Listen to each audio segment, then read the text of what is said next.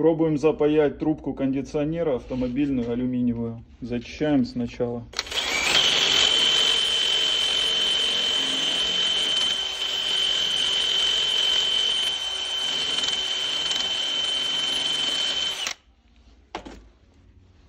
Нагреваем алюминий.